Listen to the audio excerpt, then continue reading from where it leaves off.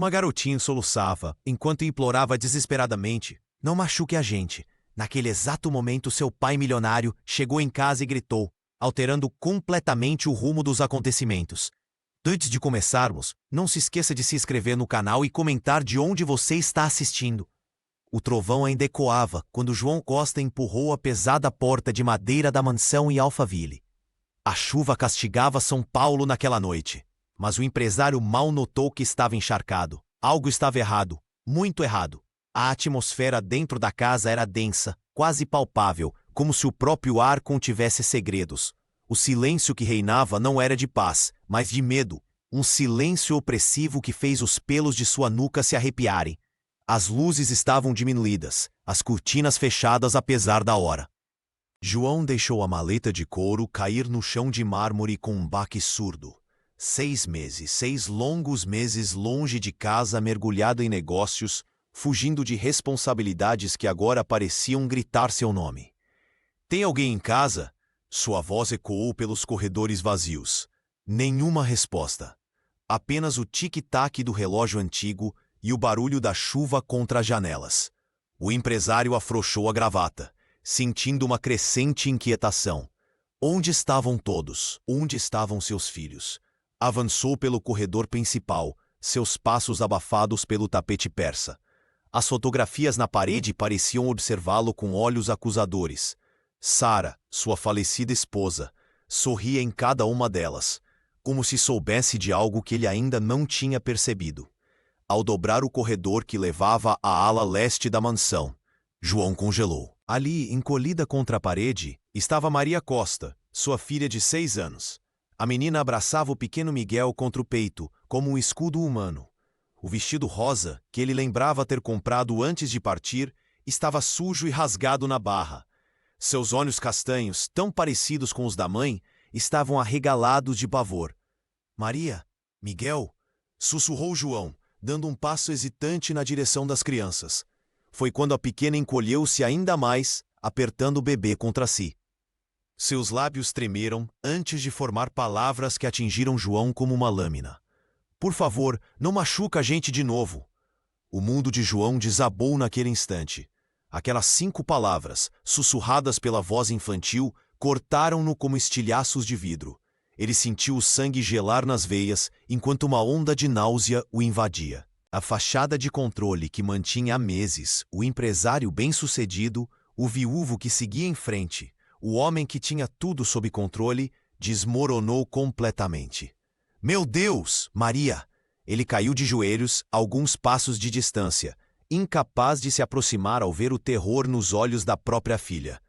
O que aconteceu aqui? Maria recuou instintivamente quando João Costa estendeu os braços em sua direção. Seus pequenos pés descalços arrastaram-se pelo piso frio de mármore, como se o toque do próprio pai representasse uma ameaça iminente. Seus olhos, grandes e assustados, revelavam uma desconfiança que nenhuma criança de 6 anos deveria conhecer. "Tá tudo bem, princesa", João sussurrou, sentindo cada palavra pesar como chumbo em sua garganta. "Papai está aqui agora." O bebê Miguel soluçava sem parar, seu corpinho magro e pálido agarrado com força ao pescoço da irmã. As costelas do pequeno eram visíveis sob a camiseta desgastada, e João sentiu uma pontada de dor ao notar os sinais de negligência. A culpa crescia dentro dele em ondas esmagadoras, cada uma mais forte que a anterior, ameaçando afogá-lo completamente. "Eles comeram hoje?" perguntou João, sua voz trêmula. No fundo do corredor, Dona Lúcia permanecia imóvel como uma sentinela silenciosa. A governanta, com seus olhos cansados e vermelhos, parecia carregar o peso de segredos dolorosos demais para serem pronunciados. Quando João finalmente a encarou, percebeu que ela mordia o lábio inferior com força, como quem segura palavras que imploram para escapar. "O senhor chegou mais cedo desta vez", comentou a idosa, aproximando-se para pegar o casaco de João. Suas mãos, marcadas pelo tempo e trabalho, tremiam visivelmente. A senhora Verônica não estava esperando. João notou o tremor nas mãos dela enquanto pendurava o casaco no cabideiro de madeira nobre. Havia algo naquele gesto simples que falava volumes, um medo silencioso, uma súplica não verbalizada. A troca de olhares entre Dona Lúcia e Maria foi breve, mas carregada de significados ocultos. Era como se compartilhassem um código secreto, uma linguagem desenvolvida na ausência do pai. João sentiu-se um estranho em sua própria casa, excluído de uma verdade que pairava pesada no ar. "Onde está minha esposa?" perguntou João, tentando manter a voz firme. "Saiu para comprar algumas coisas", respondeu a governanta, evitando seu olhar. Disse que voltaria logo. Maria apertou ainda mais o irmão contra o peito quando ouviu a menção da madrasta. Um calafrio visível percorreu seu pequeno corpo e Miguel, como se sentisse o medo da irmã, recomeçou a chorar baixinho. João ajoelhou-se, mantendo distância suficiente para não assustar os filhos. "Estou aqui agora", repetiu, mais para si mesmo do que para as crianças. "E não vou a lugar nenhum." Verônica Oliveira surgiu no topo da escadaria de mármore, como uma aparição calculada. Seus saltos ecoaram contra os degraus enquanto descia com elegância estudada. O vestido de seda ajustando-se perfeitamente ao corpo, os lábios vermelhos formaram um sorriso que não alcançava os olhos. "Que surpresa, querido! Não esperávamos você tão cedo." A voz melosa contrastava com a rigidez de seus ombros. Estava justamente preparando um chá para as crianças. João observou a esposa com um olhar renovado, como não havia notado antes. O tom falsamente doce, a postura controladora, o brilho frio nos olhos castanhos, tudo agora parecia óbvio. A imagem da madrasta perfeita que Verônica cultivava nos eventos beneficentes e jantares empresariais desmoronava diante dele. Maria agarrou a perna do pai com força, encolhendo-se como um animal acuado. A pequena tremia visivelmente, os dedos finos apertando o tecido da calça social de João. Miguel, ainda nos braços da irmã, escondeu o rostinho no ombro dela, soluçando baixinho. "Estou em casa mais cedo porque senti falta dos meus filhos", respondeu João, notando como a expressão da madrasta endureceu por um instante, antes de suavizar-se novamente. Verônica desceu o último degrau e aproximou-se, seu perfume forte invadindo o espaço como uma presença indesejada.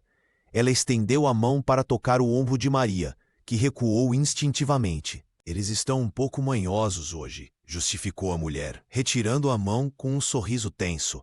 "Sabe como crianças são, inventam histórias." O empresário sentiu um abismo crescer entre ele e os filhos, não pela distância física, mas pelos meses de ausência que permitiram que aquela situação se instalasse.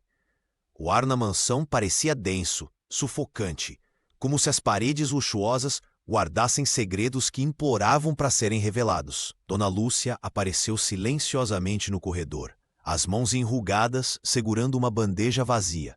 Seus olhos encontraram os de João por um breve momento, transmitindo um pedido silencioso. "Vou levar as crianças para o quarto", anunciou João, ignorando o olhar contrariado de Verônica. "Parece que eles precisam descansar." "Mas acabei de preparar o lanche", protestou a madrasta, a voz elevando-se ligeiramente antes de controlar-se.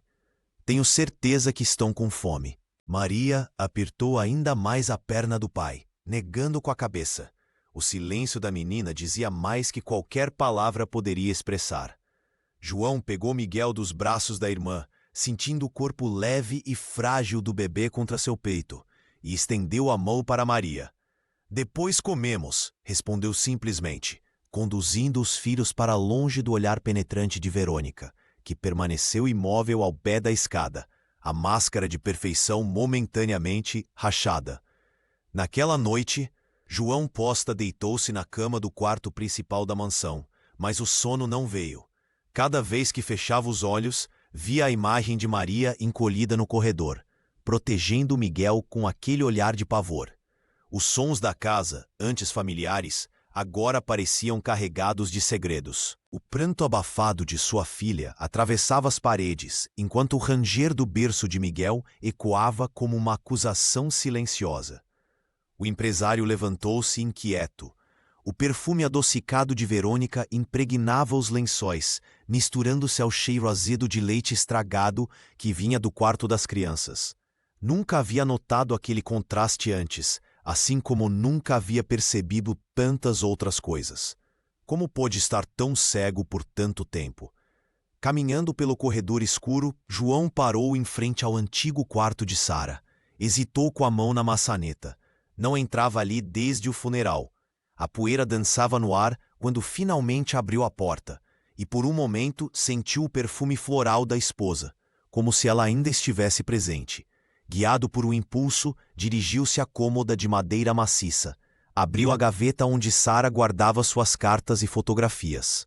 No fundo, escondido sob um lenço de seda, encontrou o envelope que nunca havia visto antes. Seu nome estava escrito na caligrafia delicada da falecida esposa. Com mãos trêmulas, João abriu a carta. O papel áspero ainda conservava o perfume de Sara, trazendo de volta memórias que ele tentara enterrar junto com ela. Se você está lendo isto, é porque algo aconteceu, dizia a primeira linha. Acredite no olhar da nossa filha. Maria nunca mente com os olhos. Uma lágrima caiu sobre o papel enquanto ele continuava a leitura. Sara havia percebido algo em Verônica que ele, cego pela solidão e pela conveniência, ignorara completamente. A carta terminava com um pedido. Proteja nossos filhos, João. Ele só tem você agora. O empresário dobrou o papel com cuidado e o guardou no bolso da camisa, próximo ao coração. Do quarto ao lado ouviu Maria chamando baixinho pela mãe durante o sono. Foi até lá e encontrou a menina agitada, agarrada ao cobertor gasto. Miguel dormia no berço, finalmente em paz.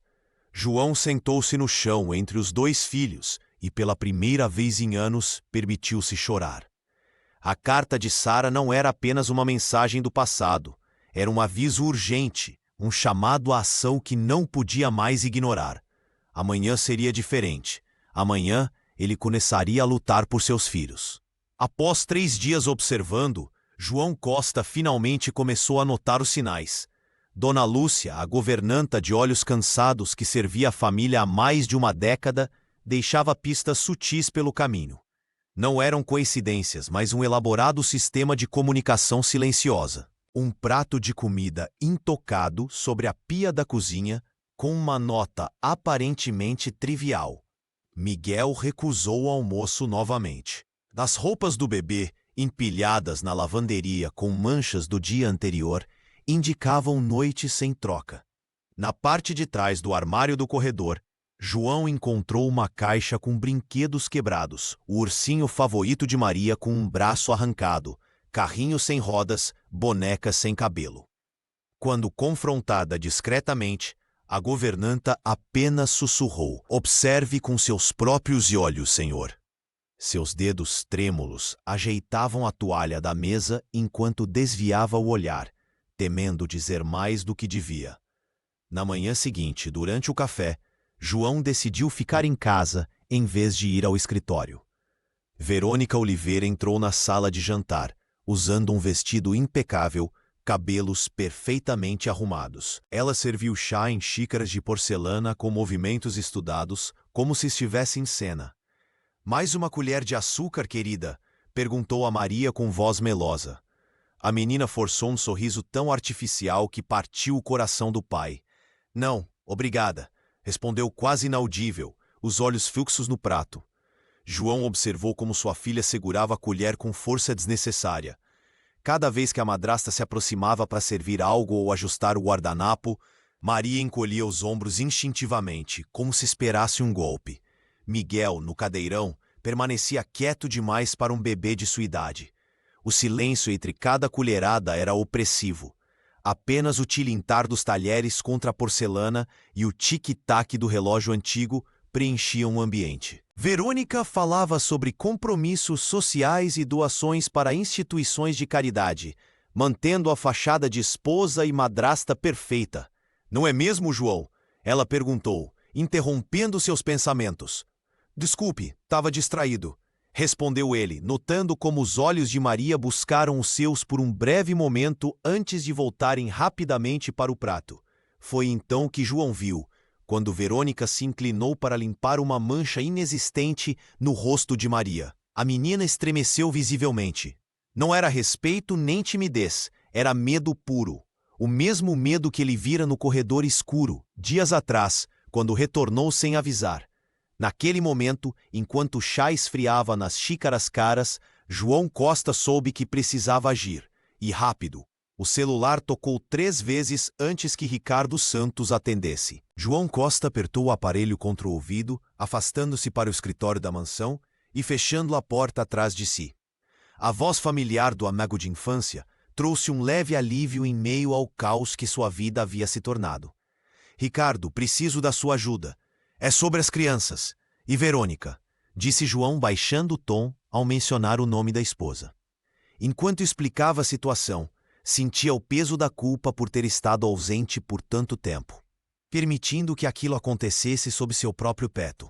O advogado ouviu atentamente, fazendo perguntas pontuais. Vou investigar discretamente, João. Nada de movimentos bruscos que possam alertá-la, garantiu Ricardo. Conheço um detetive de confiança que pode monitorar a rotina da casa quando você não estiver. Precisamos de provas concretas. João agradeceu, sentindo pela primeira vez em dias que não estava completamente sozinho naquela batalha. Ao desligar, observou pela janela do escritório o jardim onde Sara costumava plantar tomates com Maria. O espaço, agora abandonado, parecia simbolizar tudo o que havia se perdido. Na sala de estar, Verônica o aguardava com uma taça de vinho tinto. Ela havia trocado de roupa. Um vestido elegante substituía o conjunto casual de mais cedo. Seu perfume forte invadiu o ambiente quando se aproximou, tocando o braço de João com falsa ternura. Estava com saudades, querido, murmurou ela, inclinando-se para beijá-lo. As crianças sentem sua falta, mas estão ótimas. Maria está apenas um pouco tímida. Você sabe como ela é sensível. João forçou um sorriso, percebendo o jogo de manipulação. Cada palavra soava como uma nota falsa em uma melodia dissonante. Enquanto Verônica falava sobre compromissos sociais e planos para o fundo fiduciário das crianças, ele observava seus gestos calculados, as unhas perfeitamente manicuradas que horas antes haviam apertado o ombro de Maria com força desnecessária. Vou ver as crianças antes de dormir, anunciou João, interrompendo o monólogo da esposa. Elas já estão dormindo. Melhor não perturbá-las, respondeu Verônica rapidamente, bloqueando sutilmente o caminho para a escada. Naquele momento, João viu nos olhos da mulher algo que nunca havia notado antes. Um brilho frio de controle e possessão. Lembrou-se do olhar aterrorizado de Maria mais cedo, e todas as peças começaram a se encaixar. Não precisava mais das provas que Ricardo buscaria. A verdade já estava clara em seu coração de pai, finalmente desperto para o que acontecia sob seu teto. A chuva fustigava as janelas da mansão em Alphaville naquela noite, criando um cenário perfeito para os segredos que se escondiam entre suas paredes. João Costa caminhava pelo corredor do segundo andar quando ouviu sussurros vindos do quarto das crianças. Algo na entonação o fez parar, o coração acelerando enquanto se aproximava com passo silencioso sobre o carpete.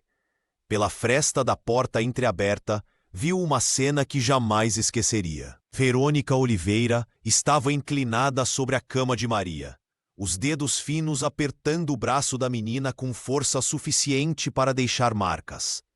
Seu rosto, normalmente composto para a sociedade paulistana, estava contorcido numa máscara de crueldade.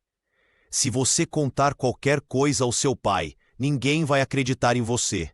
Sussurrava a madrasta, os lábios quase tocando o ouvido da criança. Lembre-se que sou eu quem cuida de vocês agora. Seu pai nem nota que vocês existem. João sentiu o sangue gelar nas veias. O terror nos olhos da filha era puro e genuíno, um medo que nenhuma criança deveria conhecer. Maria tremia sob o toque de Verônica, abraçando um urso de pelúcia desgastado como se fosse seu único protetor. No berço ao lado, Miguel dormia um sono inquieto. Contendo o impulso de irromper no quarto, João recuou. Precisava ser estratégico. Um confronto direto poderia piorar a situação para as crianças quando não estivesse presente. Retirou-se para seu escritório, onde passou a noite em claro, planejando cada passo seguinte. A imagem do rosto aterrorizado da filha gravada em sua memória como ferro em brasa. Na manhã seguinte, o clima na mesa de café era sufocante. Maria, pálida e cabisbaixa, recusava cada garfo de comida que Dona Lúcia tentava oferecer. A governanta trocava olhares preocupados com João, enquanto Verônica mantinha seu teatro de madrasta atenciosa. Querida, você precisa comer para crescer forte, dizia ela com falsa doçura, pousando a mão no ombro da menina, que estremeceu visivelmente ao toque. Do outro lado da mesa, Miguel chorava no colo de Dona Lúcia, recusando a mamadeira. O bebê, normalmente calmo quando nos braços da governanta, parecia sentir a tensão que pairava no ar. João observava tudo com uma clareza dolorosa. As peças do quebra-cabeça se encaixavam uma a uma, revelando um quadro de abuso que acontecia bem debaixo de seu nariz. Enquanto bebia seu café, tomou uma decisão irrevogável. Precisava agir imediatamente, antes que a situação fugisse completamente de seu controle. Aquele não era mais apenas um lar quebrado, era uma prisão para seus filhos. Ricardo Santos observava discretamente do outro lado da rua, protegido por óculos escuros e um jornal aberto. O café no centro de São Paulo, com suas mesas de mármore e cadeiras estofadas em veludo, era um ponto de encontro da elite paulistana. Verônica Oliveira chegou pontualmente às 10 da manhã, elegante num vestido azul marinho que contrastava com seu batom vermelho. O advogado ajustou a câmera disfarçada quando um homem de terno cinza aproximou-se da mesa dela. Conhecia aquele rosto. Marcelo Duarte, especialista em operações financeiras internacionais com reputação questionável. A conversa entre os dois parecia tensa, com Verônica inclinando-se para a frente, falando em tom baixo mas urgente. Ricardo fotografou o momento exato em que papéis trocaram de mãos. Documentos que mais tarde descobriria continham instruções para transferir parte significativa do fundo fiduciário das crianças para uma conta nas Ilhas Cayman. O plano era meticuloso. Pequenas transferências mensais que não levantariam suspeitas, mas que ao longo de 2 anos drenariam quase metade da herança de Maria e Miguel. Tenho tudo o que precisamos, Ricardo informou a João por telefone enquanto dirigia de volta a Alphaville. Ela está tentando roubar o futuro dos seus filhos. Na mansão, João Costa caminhava pelo corredor quando Dona Lúcia o abordou, olhando nervosamente para os lados. A governanta, com mãos trêmulas, retirou de seu avental um caderno encapado com tecido florido. Senhor, guardo isto há meses, sussurrou a idosa, entregando o objeto. Comecei a anotar quando percebi que algo estava errado. Não podia ficar parada vendo o que acontecia com as crianças. João folheou as páginas, sentindo o estômago revirar. Ali estavam, em caligrafia meticulosa, datas, horários e descrições detalhadas. 10/3, Miguel deixado chorando por 3 horas, sem troca de fraldas. 22/4, Maria trancada no quarto sem jantar por responder à madrasta. 15/5, marca roxa no braço do menino. Verônica disse que foi queda. O empresário sentou-se pesadamente na cadeira do escritório, o caderno aberto em seu colo. As provas estavam ali. O testemunho silencioso de Dona Lúcia, somado às fotografias de Ricardo, formavam um quebra-cabeça completo e devastador. Obrigado, disse ele à governanta, segurando suas mãos enrugadas. Você protegeu meus filhos quando eu não estava aqui. A mulher assentiu, lágrimas nos olhos cansados. As crianças merecem paz, senhor. João fechou o caderno, sentindo uma determinação fria, substituir o choque inicial. Agora tinha as provas. Agora podia confrontar Verônica sem medo ou hesitação, e desta vez não haveria lugar para mentiras. O jantar estava servido na sala de jantar principal da mansão. A prataria refletia a luz dos candelabros, criando uma atmosfera que deveria ser acolhedora, mas o ar estava carregado de tensão. João Costa observava cada movimento ao redor da mesa, seus olhos atentos captando detalhes que antes deixara passar. Maria sentou-se em silêncio, os pequenos dedos tremendo enquanto tentava segurar a colher de prata. Cada vez que levava um pouco de comida à boca, seu olhar buscava aprovação ou sinal de perigo. Verônica sorria artificialmente para o marido, enquanto sua mão, escondida sob a toalha de linho, apertava com força o ombro da menina. "Está tudo bem com a comida, querida?" perguntou a madrasta, com voz melosa que não combinava com a pressão dolorosa que aplicava. "Sim, senhora", respondeu Maria, quase inaudível, engolindo com dificuldade. Do outro lado da mesa, o pequeno Miguel, acomodado em sua cadeira alta, começou a chorar baixinho. Não era um choro de birra, mas aquele lamento contínuo e resignado de quem já sabe que não receberá conforto.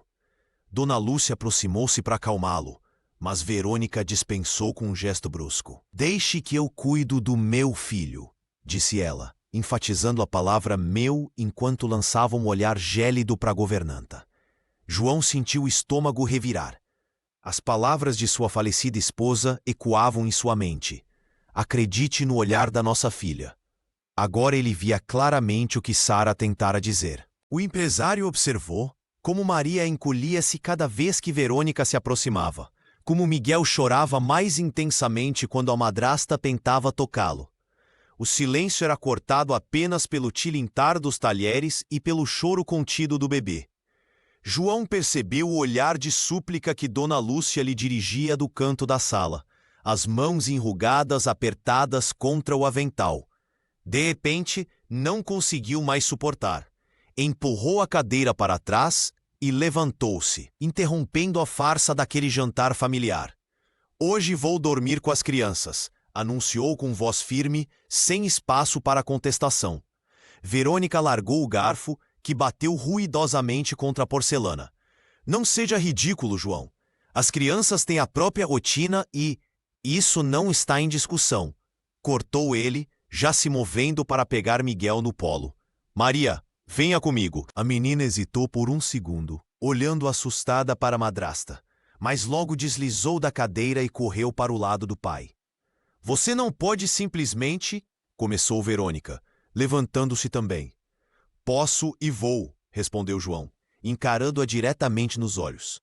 "E a partir de agora, nada mais passará despercebido nesta casa. Nada."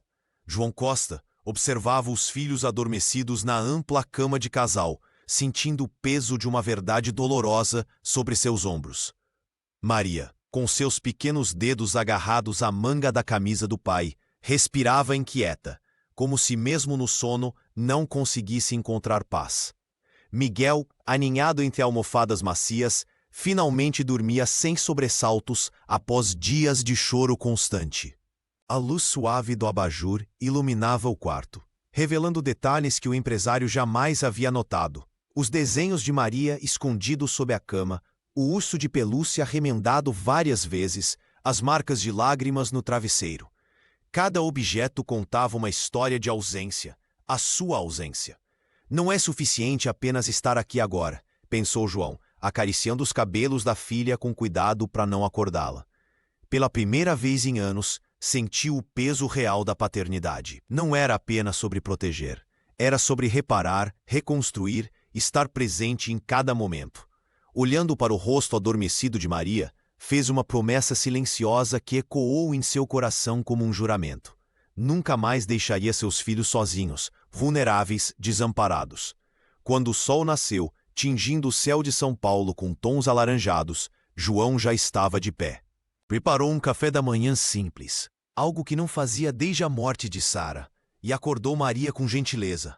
O olhar desconfiado da menina aos poucos se transformou em curiosidade quando o pai sugeriu uma ida ao jardim. "Sua mãe adorava aquele cantinho", disse ele, conduzindo a pequena pela mão até os fundos da mansão. O jardim, antes vibrante e cheio de vida, estava parcialmente abandonado. Mesmo assim, algumas mudas de tomate resistiam bravamente. Como testemunhas silenciosas de tempos mais felizes, Maria hesitou inicialmente, mas logo seus dedos tocaram a terra úmida com familiaridade. "Mamãe dizia que os tomates são como pessoas", murmurou ela, surpreendendo João. precisam de cuidado todo dia, não só quando lembramos deles. A sabedoria nas palavras da criança atingiu o pai como uma revelação.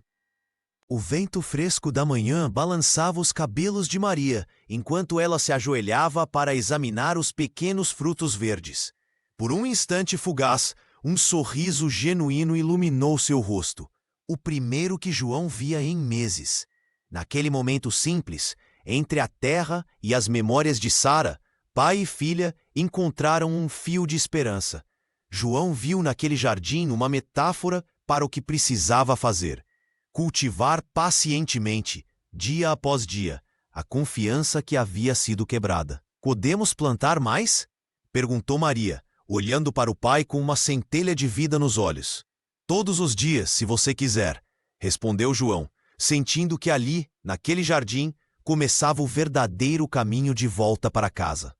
Ricardo Santos entrou no escritório de João Costa, com uma pasta preta debaixo do braço e uma expressão grave no rosto. Sem dizer palavra, colocou sobre a mesa 3 pendrives e um envelope pardo. "Conseguimos tudo", disse o advogado, abrindo o envelope. O detetive instalou câmeras extras nos cômodos principais da mansão. As gravações não deixam margem para dúvidas. João assistiu às filmagens com o coração apertado. Em uma delas, Verônica puxava Maria pelo braço com força excessiva, gritando por ela ter derrubado suco no tapete importado. Em outra, a madrasta deixava Miguel chorando no berço por horas, ignorando seus soluços desesperados enquanto aplicava máscara facial no quarto ao lado.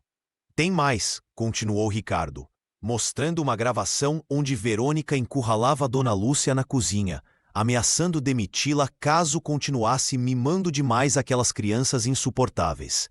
A governanta, visivelmente intimidada, apenas abaixava a cabeça em silêncio.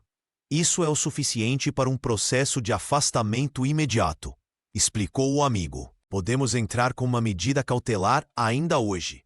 João sentiu uma mistura de alívio e fúria. As provas eram incontestáveis. Agora tinha como proteger seus filhos legalmente.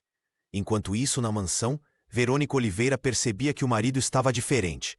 Notou como ele observava cada movimento seu com as crianças, como questionava suas decisões, como passava mais tempo com Maria e Miguel. Sentindo o perigo, a mulher decidiu intensificar sua fachada de madrasta exemplar. Em apenas 3 dias organizou uma festa beneficente para crianças carentes no jardim da mansão. Convidou a elite paulistana, fotógrafos de revistas sociais e até uma equipe de TV local. Vestiu Maria com um vestido caríssimo e posou para dezenas de fotos abraçada à menina, que sorria um sorriso visivelmente forçado. "O João sempre foi um pai ausente", comentava Verônica em voz baixa para as amigas, garantindo que outros convidados pudessem ouvir. "Faço o possível para compensar essa falta na vida dos pequenos." Mas os olhares atentos da sociedade começavam a perceber algo estranho. Uma das convidadas notou como Maria se encolhia quando a madrasta se aproximava. Outra comentou sobre o silêncio anormal da menina. Um médico presente observou sinais de estresse na criança. Ao final da festa, enquanto os convidados se despediam, Dona Lúcia aproximou-se discretamente de João. "Senhor, mais 3 pessoas me perguntaram se está tudo bem com as crianças", sussurrou a governanta. "Acho que nem todos estão acreditando no teatro da senhora Verônica." João assentiu, determinado. As máscaras estavam caindo, e agora tinha provas suficientes para agir. Era hora de enfrentar a justiça. O processo judicial contra Verônica Oliveira começou com uma descrição que durou pouco. Os jornais paulistanos já farejavam o escândalo envolvendo a família Costa, e o burburinho nos corredores do tribunal crescia a cada dia. João observava, com uma mistura de alívio e apreensão, como a verdade finalmente vinha à tona. Numa tarde chuvosa, Verônica apareceu na mansão sem aviso. Seus olhos, antes calculistas, agora mostravam desespero. "Você não pode fazer isso comigo, João", sussurrou ela, ajeitando o colar de pérolas como se aquele gesto pudesse restaurar sua imagem. "Pense na sua reputação, no que vão dizer nos clubes, nas reuniões de negócios. Você quer mesmo que todos saibam o que acontece dentro da nossa casa?" O empresário encarou a mulher, que um dia acreditou ser a solução para sua solidão. Agora via apenas uma estranha disposta a ferir seus filhos. Nossa casa? Isso nunca foi nosso, Verônica. Era meu refúgio com Sara, depois virou seu palco de horrores. Não me importo mais com reputação quando meus filhos acordam chorando de medo. Enquanto isso, no andar de cima, Maria Costa sentava-se no tapete colorido do quarto, desenhando figuras que a psicóloga infantil observava atentamente. A menina, antes muda de pavor, agora conseguia nomear seus medos em sussurros entrecortados. A tia Verônica dizia que ninguém ia acreditar em mim, contou Maria, segurando o lápis com tanta força que seus pequenos dedos ficavam brancos. Ela falava que papai ia ficar bravo se eu contasse das coisas ruins. Dona Lúcia, sentada na beirada da cama, secava lágrimas silenciosas enquanto arrumava as roupas de Miguel. A governanta sentiu o peso da culpa por não ter agido antes, mas também o alívio de ver a verdade emergindo. Ricardo Santos, do outro lado da cidade, trabalhava incansavelmente no escritório. O advogado reunia depoimentos, laudos médicos e registros financeiros que comprovavam as tentativas de Verônica de desviar o fundo fiduciário das crianças. Cada documento era uma peça no quebra-cabeça de proteção que construía ao redor dos pequenos Costa. À noite, quando João entrou para dar boa noite aos filhos, Maria fez algo que não fazia há meses. Estendeu os braços pedindo colo. O pai sentiu o coração apertar enquanto a abraçava, sentindo seu corpo pequeno e frágil. Papai, eu tenho medo de contar tudo, confessou a menina contra seu ombro. Cada palavra sua é importante, meu amor, respondeu João, beijando-lhe a testa. E cada palavra sua me faz mais forte para proteger você e Miguel. No berço ao lado, o bebê dormia tranquilo, alheio ao turbilhão que o cercava, mas já demonstrando sinais de recuperação sob os cuidados atentos do pai e de Dona Lúcia. O Fórum Central de São Paulo estava lotado naquela manhã. João Costa apertou a mão de Maria enquanto entravam na sala de audiência, sentindo o coração disparar. Ricardo Santos já os aguardava, pastas organizadas e expressão confiante que contrastava com o nervosismo do amigo. A juíza doutora Helena entrou na sala, e o silêncio foi imediato. Do outro lado, Verônica apareceu com seu advogado, vestida impecavelmente, como se estivesse em um evento social e não em uma disputa pela guarda das crianças.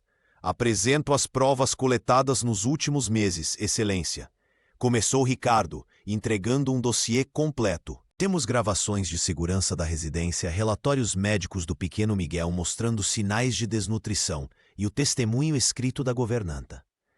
A juíza examinou cada documento com atenção meticulosa. Quando as gravações foram reproduzidas, o som da voz de Verônica ameaçando as crianças ecoou pela sala, fazendo João apertar os punhos até os nós dos dedos ficarem brancos. Também temos isto, continuou o advogado, apresentando o caderno de anotações de Dona Lúcia. Registros diários de negligência e maus tratos, além da carta deixada pela falecida mãe das crianças. Quando chegou o momento de Maria falar, a menina tremia tanto que mal conseguia subir na cadeira. João queria protegê-la daquele momento, mas sabia que era necessário. Ela me beliscava quando papai não estava olhando, começou Maria com voz quase inaudível. Dizia que ninguém acreditaria em mim, porque sou pequena. O Miguel chorava de fome, mas ela dizia que era manha. Lágrimas escorriam pelo rosto da criança, enquanto ela descrevia as noites em que precisava consolar o irmão, os castigos sem motivo, o medo constante. O tribunal inteiro parecia prender a respiração. Verônica, que até então mantinha uma postura controlada, levantou-se abruptamente. Isso é um absurdo! Uma criança manipulada pelo pai. Vocês não podem acreditar nessas mentiras. A juíza pediu ordem, mas a madrasta continuou, o rosto distorcido pela raiva.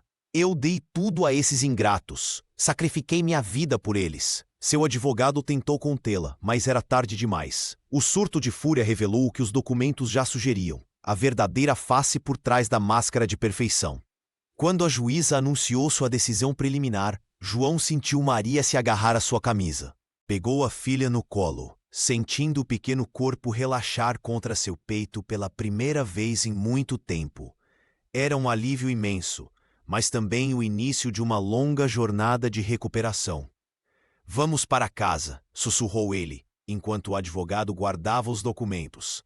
Maria assentiu, exausta, mas visivelmente aliviada, enquanto Verônica era escoltada para fora, ainda gritando acusações. A decisão da juíza caiu como um raio de luz em meio à tempestade que havia se tornado a vida na mansão.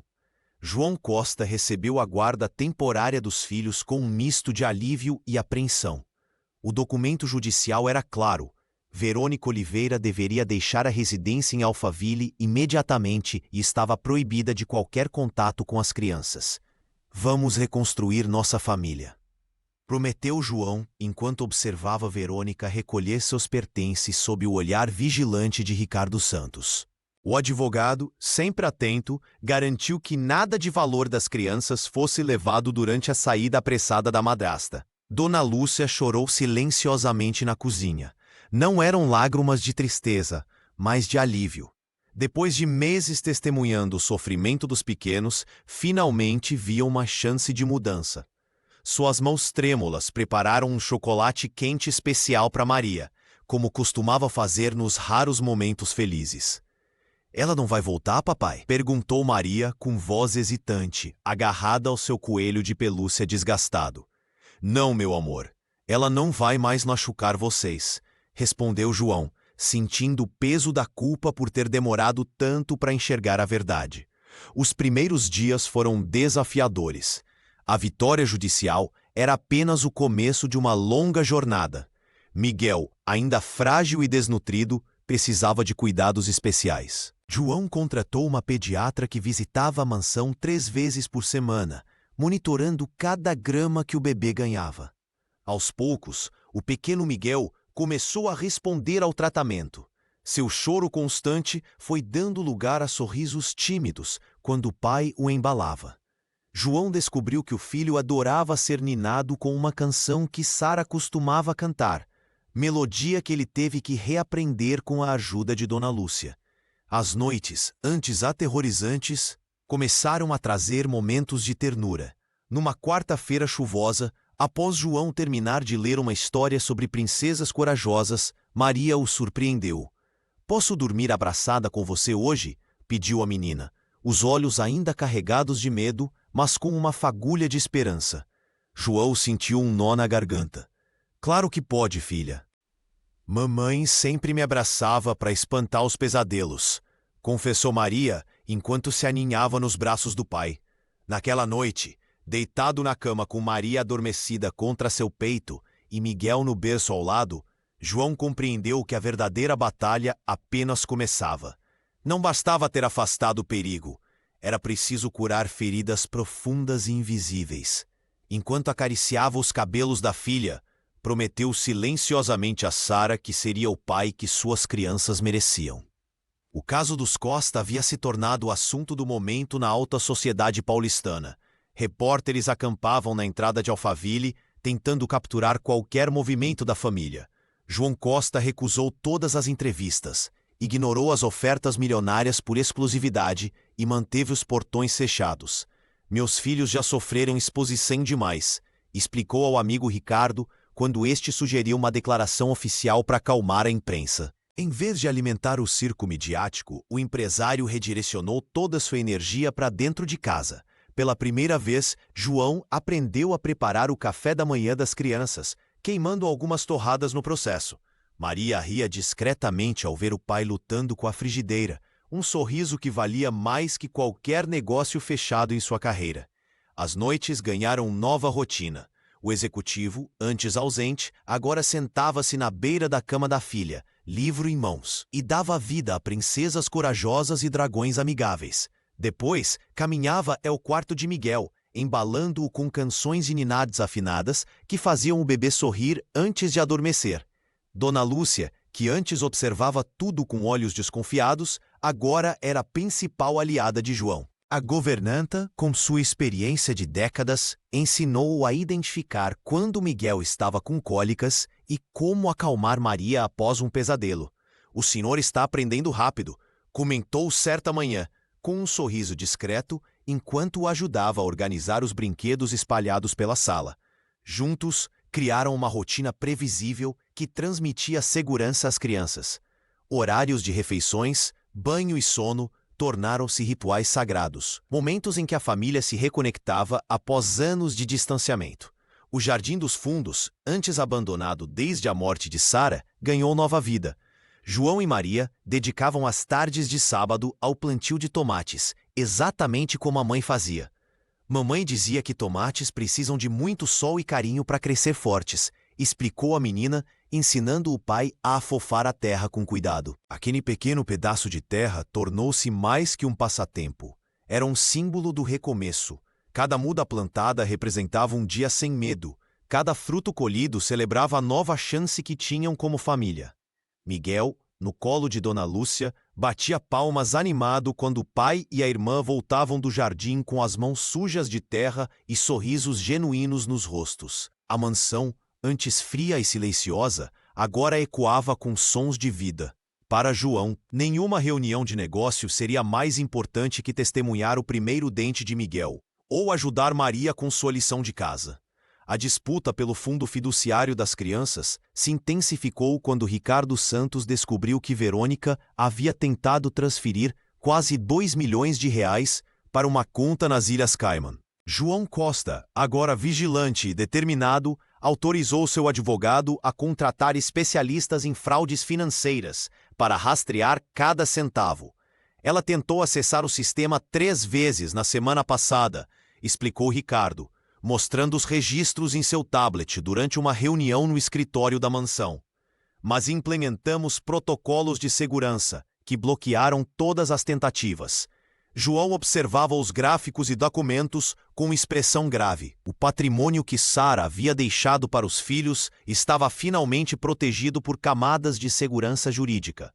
As noites em claro valeram a pena. Nem mesmo o mais habilidoso contador conseguiria agora desviar recursos sem deixar rastros. Na sala de estar, Maria brincava com blocos coloridos, construindo uma torre que desabava a cada 3 andares. Seu riso, antes raro como diamantes, agora ecoava com mais frequência pela mansão. João a observava pelo reflexo da janela, sentindo o coração aquecer. A menina já não se encolhia quando ele se aproximava. "Papai, olha o que eu fiz", chamou ela, mostrando um desenho onde 3 figuras de palito, uma grande e 2 pequenas, seguravam mãos sob um sol amarelo intenso. Dona Lúcia entrou na sala carregando Miguel, que esticava os bracinhos na direção do pai. O bebê, agora com bochechas mais cheias e olhar vivo, balbuciava sons que começavam a se parecer com palavras. "Ba, ba, ba", repetia insistentemente, enquanto a governanta sorria com ternura. "Ele está tentando dizer papai", explicou a senhora, entregando o pequeno aos braços de João. As noites ainda eram difíceis. Maria acordava ocasionalmente com pesadelos, chamando pela mãe.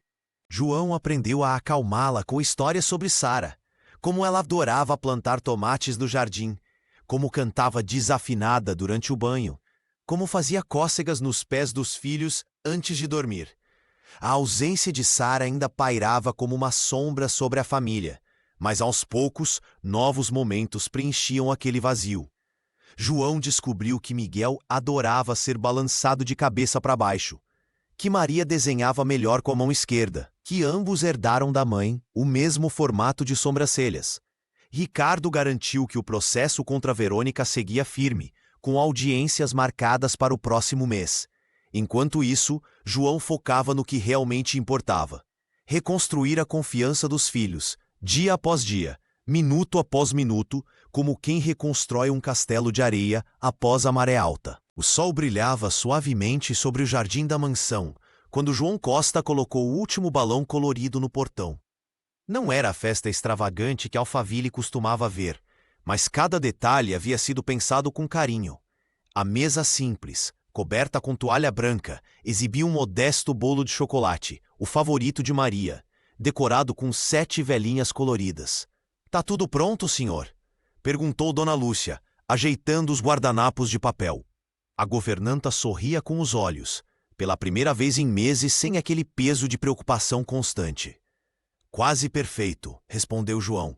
observando Maria que brincava com Miguel na grama. A menina usava um vestido azul novo, os cabelos presos em uma trança feita pelo pai após várias tentativas desajeitadas. Seu riso, antes tão raro, agora ecoava pelo jardim enquanto ela mostrava ao irmão as pequenas mudas de tomate que começavam a brotar. Ricardo Santos chegou trazendo um pacote colorido. Espero não estar atrasado para a grande celebração, brincou o advogado, cumprimentando o amigo com um abraço firme. Outras poucas pessoas chegaram, apenas aquelas que realmente importavam, que haviam permanecido ao lado da família nos momentos difíceis. Quando Maria soprou as velas, todos aplaudiram. O empresário observou a filha com o coração cheio, lembrando-se de como ela tremia há apenas 6 meses, incapaz de olhar nos olhos de qualquer adulto. Agora, a pequena distribuía pedaços de bolo com confiança, fazendo questão de servir primeiro o irmãozinho. Gostou da sua festa, princesa? João perguntou, ajoelhando-se para ficar na altura da filha. É a melhor festa do mundo, pai, respondeu Maria, abraçando com força. Porque você está aqui. Aquelas palavras simples valiam mais que qualquer fortuna que ele havia acumulado nos anos de trabalho obsessivo. Enquanto as crianças corriam pelo jardim com os poucos convidados, Dona Lúcia aproximou-se discretamente de João, segurando um envelope amarelado. Encontrei isto entre os livros antigos da senhora Sara, explicou a governanta, entregando-lhe o envelope com mãos ligeiramente trêmulas. Acho que ela gostaria que você lesse hoje. João reconheceu imediatamente a caligrafia delicada da falecida esposa. Afastando-se um pouco da festa, abriu o envelope com cuidado. A carta era breve, mas poderosa. Você é mais forte do que imagina. Cuide deles por nós. Ele fechou os olhos, sentindo o peso daquelas palavras. Sara sempre soube que este momento chegaria, quando ele precisaria escolher entre seu império financeiro e o que realmente importava. Guardando a carta no bolso, João voltou para a festa, onde Maria o esperava com um sorriso que curava todas as feridas do passado. Verônica Oliveira tentou de tudo para reverter a situação. Seu advogado, um homem de terno impecável e moral flexível, apresentou recursos alegando manipulação das provas e difamação. Mas o tribunal não cedeu diante das evidências esmagadoras. Os vídeos de segurança, o depoimento comovente de Maria e as anotações meticulosas de Dona Lúcia formavam um muro intransponível contra suas mentiras.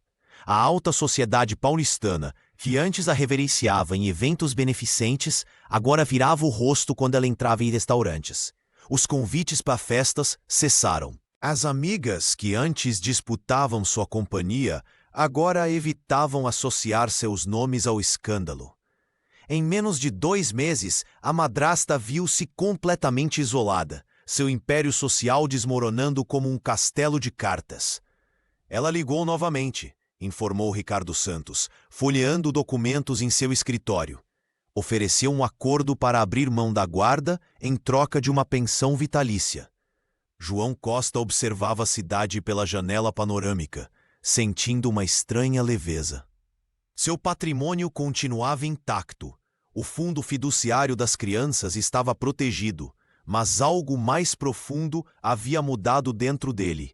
Recuse, respondeu simplesmente. Não é sobre dinheiro. Naquela tarde, ao retornar para a mansão em Alphaville, João encontrou Maria brincando com Miguel no jardim. A menina, que meses antes tremia ao menor ruído, agora gargalhava enquanto ajudava o irmão a dar passos hesitantes pela grama. Dona Lúcia observava a cena da varanda, um sorriso sereno em seu rosto enrugado. João sentou-se no chão, ignorando completamente o terno caro. Miguel cambaleou em sua direção, caindo em seus braços com uma risada gostosa. Maria juntou-se a eles, contando animadamente sobre o novo broto de tomate que havia descoberto naquela manhã. Foi naquele momento simples, com terra nas mãos e risadas no ar, que João compreendeu. O poder que realmente importava não estava nas contas bancárias ou nos contratos milionários que assinava diariamente. Estava na coragem de enxergar a verdade, quando seria mais fácil ignorá-la. Estava na força para proteger quem se ama, mesmo quando isso significa enfrentar seus próprios erros. Quando Maria adormeceu naquela noite, após ouvir uma história, ela sussurrou: "Boa noite, pai." 3 palavras simples que valiam mais que toda a fortuna acumulada em anos de trabalho. Pela primeira vez desde que Sara partira, João sentiu-se verdadeiramente digno de ser chamado de pai. 6 meses haviam transformado a mansão em Alphaville completamente. O silêncio opressor que antes dominava cada cômodo deu lugar a uma sinfonia de risos infantis e conversas descontraídas. O aroma de biscoitos caseiros feitos por Dona Lúcia preenchia o ar, misturando-se ao cheiro de terra molhada do jardim, onde pequenas pegadas marcavam o caminho entre os canteiros. Maria Costa, agora com um brilho renovado nos olhos, coordenava com seriedade o plantio dos tomates no mesmo local onde sua mãe costumava cultivá-los. Suas mãozinhas, antes trêmulas de medo, agora moviam-se com confiança enquanto explicava ao pai como cada muda deveria ser posicionada. "Mamãe sempre dizia que eles precisam de espaço para crescer fortes", comentava a menina, ajeitando o chapéu de palha que protegia seu rosto do sol da tarde. Miguel engatinhava entre os vasos com energia. Suas bochechas rosadas e rechonchudas eram prova do cuidado e alimentação adequada que agora recebia. O bebê balbuciava alegremente, tentando alcançar as borboletas que pousavam nas flores próximas, enquanto sua irmã o vigiava com um olhar protetor, mas agora sem o desespero de antes. Dona Lúcia, sentada na cadeira de vime do terraço, observava a cena com os olhos marejados de emoção. A governanta, que por tanto tempo guardara segredos dolorosos, agora permitia-se sorrir abertamente. Suas mãos, que antes tremiam ao entregar bilhetes secretos, agora teciam tranquilamente uma pequena manta para o inverno que se aproximava. João Costa contemplava sua família com uma sensação de plenitude que jamais imaginara possível após perder Sara. O empresário, que antes vivia mergulhado em reuniões e viagens de negócios, agora organizava sua agenda para estar presente em cada momento importante. Havia aprendido a preparar o café da manhã favorito dos filhos. Conhecia as histórias que Maria preferia antes de dormir. E sabia exatamente como embalar Miguel para acalmá-lo. Todas as tardes, após o plantio no jardim, João reunia as crianças na varanda para um lanche preparado por ele mesmo. Enquanto Miguel adormecia em seu colo, o pai escutava atentamente as histórias que Maria contava sobre seu dia na escola nova. Quando o sol começava a se pôr, abraçava os 2 filhos, sentindo uma paz que julgava impossível depois da partida de sua esposa. A mansão, antes apenas um símbolo de status e riqueza, finalmente havia se transformado em um verdadeiro lar. Maria, antes uma criança assustada que sussurrava pedidos de socorro, agora corria pelo jardim da mansão em Alphaville, com passos firmes e decididos. Seus cabelos dançavam ao vento enquanto ela explicava ao pai, com uma seriedade adorável, a melhor maneira de plantar os tomates que Sara tanto amava. "Mamãe sempre dizia que as plantas precisam de conversa, pai." Ela instruía, ajoelhada na terra úmida, suas mãozinhas sujas guiando-as de João Costa com confiança. "Você precisa falar com elas todo dia."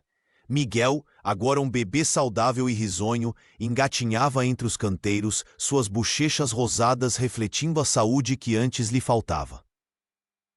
Quando encontrava uma minhoca ou uma folha caída, gargalhava com aquela alegria pura que só as crianças conhecem, chamando a atenção da irmã que imediatamente corria para compartilhar sua descoberta.